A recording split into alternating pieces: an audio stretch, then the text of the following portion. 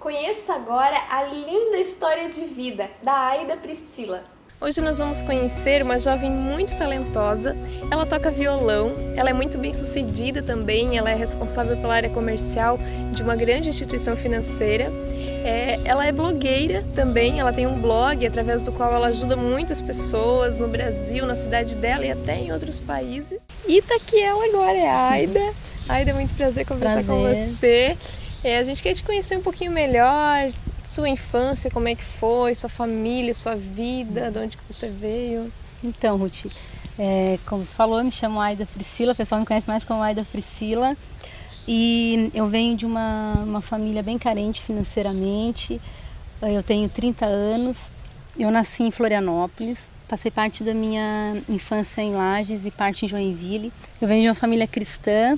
A minha mãe, ela conheceu meu pai através de evangelização. Minha mãe, ela fazia evangelização em presídios. Meu pai era ex-presidiário, ela conheceu ele no presídio e creu que a vida dele ia mudar, se relacionando com ela. Esperou ele sair, casaram. E meu pai, ele, apesar de ter trabalhado, ter construído algumas coisas, ter sempre lutado, ele teve alguns desvios de caráter e não foi o que minha mãe esperava. E meu pai, ele e minha mãe então se divorciaram e nós fomos morar em Lages. Chegando em Lages, algum tempo depois meu pai retornou, foi a Lages atrás da família, porque ele ficou sozinho em Joinville, mas eles não retornaram. Eles tentaram voltar algumas vezes a relação, mas era sempre com briga. Por volta dos meus 16 anos, meu pai veio a falecer, ele foi assassinado e naquele tempo, desse período em diante, a minha vida eu senti que deu um baque. Eu parei, eu revi tudo que eu estava fazendo. E você veio de uma situação financeira muito difícil. Como é que você conseguiu se formar na faculdade e estar hoje na posição que você está? E com o falecimento do meu pai, eu vim morar em Florianópolis. Chegando aqui, eu fui trabalhar na casa de uma família como babá.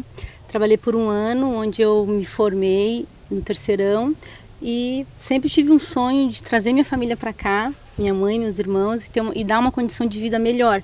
Então esse foi sempre meu objetivo, foi isso que me impulsionou a querer uma faculdade, a querer fazer um curso, né? Então me formei, levei 5 anos para me formar, sou formada em marketing, né? E amo a área que eu atuo.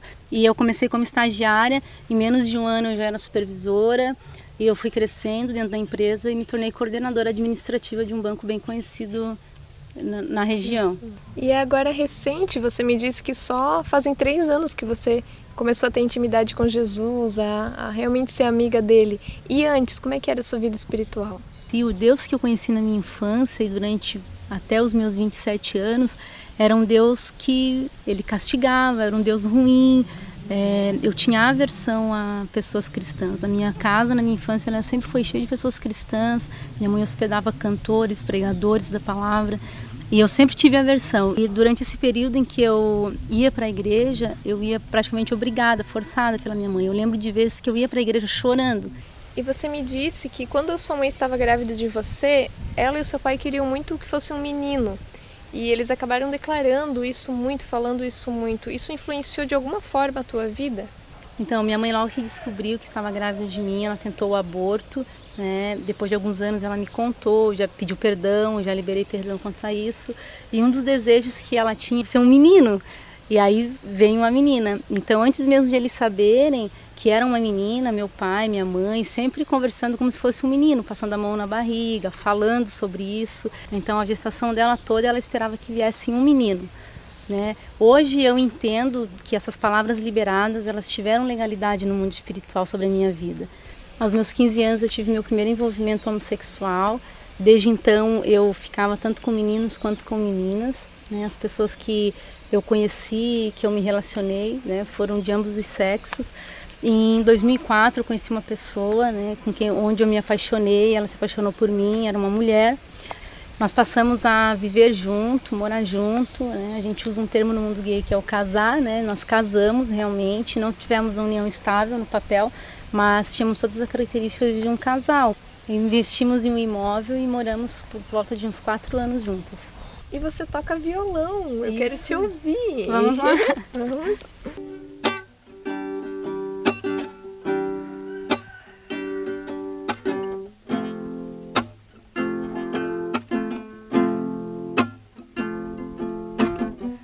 Mesmo sendo assim, pobre pecador, Deus me ama.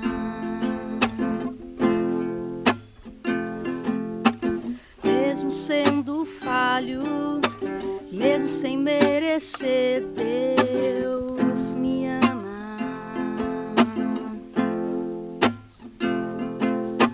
Se estou forte, se eu estou de pé, Deus me ama. E como que você se achegou a Jesus? Como que você deixou de ser a menina que tinha aversão a igrejas e passou a alguém que ama Jesus acima de todas as coisas, como a gente vê hoje em você?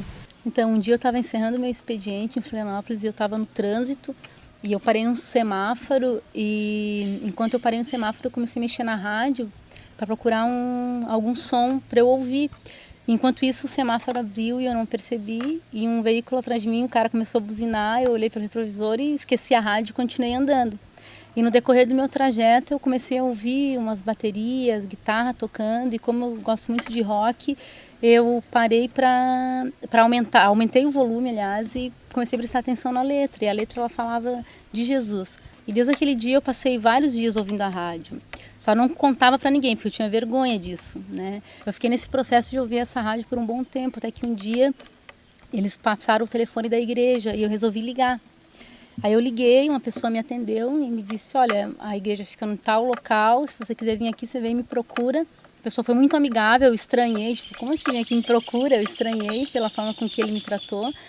E eu deixei, passou mais uma semana, um belo dia eu resolvi ir. Estava tendo um culto naquela semana onde o pastor estava ministrando sobre aquilo que tu gostaria que Deus fizesse na tua vida. E aí eu peguei um folheto e escrevi algumas coisas e guardei. E saí de lá. Aí na semana seguinte eu retornei a essa igreja. O pastor estava pregando, ele falou uma coisa que mexeu muito comigo. Ele disse, a gente vai muito à igreja, pede muito para Deus bênçãos, a gente quer muitas coisas. A gente vai para Jesus como se a gente estivesse num supermercado, num carrinho de compra com uma lista. Eu olhei minha lista da outro dia que eu tinha ido, tinha um monte de coisa que eu queria. Eu queria um apartamento, eu queria o carro, eu só queria coisas materiais. Eu comecei a olhar e ali o Espírito Santo começou a quebrantar meu coração. E eu risquei tudo o que estava escrito depois dessa palavra que ele pregou e eu escrevi, eu quero te conhecer, Deus, e te amar. E aí teve um dia em casa, assim, que eu estava deitada, na semana anterior eu havia ido na igreja, e nesse dia que eu risquei a minha listinha, uma pessoa veio falar comigo, uma moça, ela disse, ela se chama Giane, ela chegou e falou, eu quero te fazer um convite, vem um dia aqui que eu quero conversar contigo, a gente tem um grupo assim, a gente se reúne, vai ser legal, seja bem-vinda. E ela foi muito amigável, até meio que estranhei e falei, nossa, que grudenta essa pessoa, né? Já vem, já falando, nem conhece. E eu não sabia que esse era o amor de Deus, né? E aí eu estava um dia à noite em casa e eu lembrei do cartãozinho com o telefone dela. E enquanto eu estava lendo a Bíblia, foi a minha primeira experiência com o Espírito Santo. Eu ouvi ele dizer para mim, liga para ela e marca um horário para conversar e ver o que ela quer te mostrar. E aí eu fiquei assustada, eu estava no quarto sozinha. E naquele momento eu peguei e estava lendo a Bíblia, mas a Bíblia para mim não significava nada, era muita confusão, era muita informação e eu não tinha entendimento nenhum do que eu estava lendo. E aquele dia eu peguei e foi passando um filme, os testemunhos que eu vi, a vida do Rodolfo Abrantes, do Lázaro, a esposa do Rodolfo Abrantes, a Dani, minhas amigas, e eu comecei a... Veio um filme e eu senti o desejo de parar aquele momento no quarto e eu senti que Jesus Cristo estava dentro do meu quarto. As pessoas perguntam assim, quem que te levou a Cristo? Eu falo, ninguém, Jesus. E ele se manifestou para mim. Eu conheci Jesus, algo sobrenatural que ele fez na minha vida. Eu estava no meu quarto, eu ajoelhei e eu falei para ele, olha, eu não acredito que tu existe.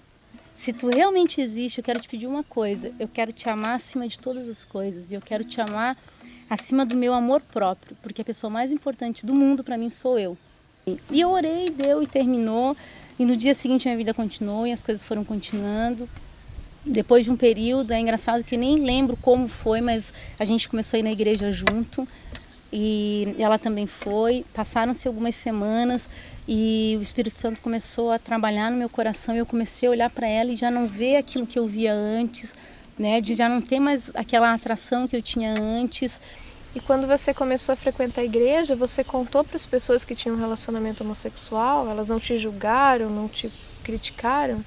E para minha surpresa, assim, o que eu creio que uma das coisas que me manteve firme até hoje foi a forma com que eu fui acolhida, a forma que nós fomos acolhidas, porque, como eu disse, a gente conversou, Deus ele foi tirando aqueles desejos, as vontades de nós termos uma relação homossexual, e eu passei a vê-la como minha irmã. Hoje eu olho para ela e eu absolutamente não sinto nada, eu sinto apenas um amor fraterno mesmo, e eu comparo muito o amor que sinto por ela à minha irmã, aos meus irmãos. E nessa caminhada com Deus, assim, o que o Espírito Santo tem gerado dentro de você com relação a sonhos, a projetos?